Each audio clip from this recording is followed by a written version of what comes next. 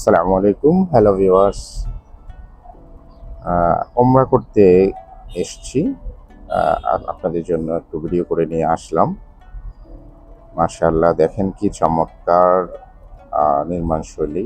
এই যে clock tower দেখতে পাচ্ছেন আপনারা। ওমরা করতে এসছি আসলে।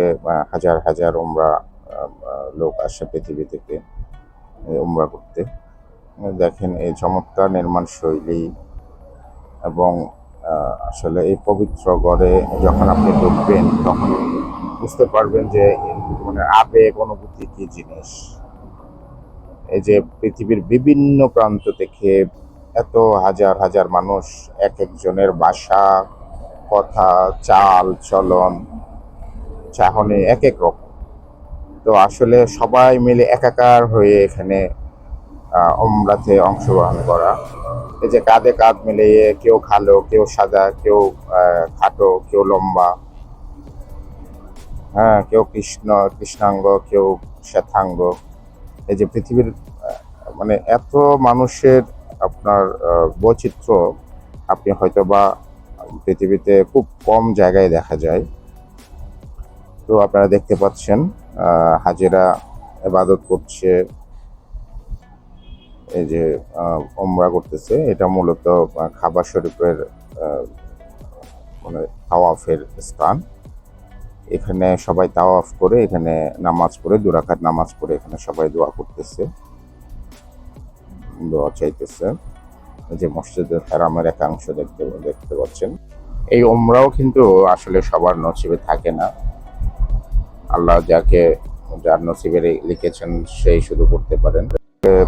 এই হারামকে মানে হেরামের সৌন্দর্য বৃদ্ধি করার জন্য ওনাদের আসলে প্রজেক্ট চলমান থাকে। এটা সবসময় চলমান। এই যে কাজ চলতেছে দেখতে পাচ্ছেন। ওনারা কিছুদিন পর পরই আসলে মডিফাই করার চেষ্টা করেন, কিভাবে করলে আর একটু সুন্দর করা যায় বা সৌন্দর্য বৃদ্ধি করা যায়। এভাবেই আসলে কাজ চলমান থাকে ওনাদের প্রজেক্ট। আপনি যদি কখনো প্রথমবার উমরা করতে আসেন, তখন আপনি আসলে বুঝতে পারবেন যে কতটা আবেগময় একটা পরিস্থিতি এখানে থাকে।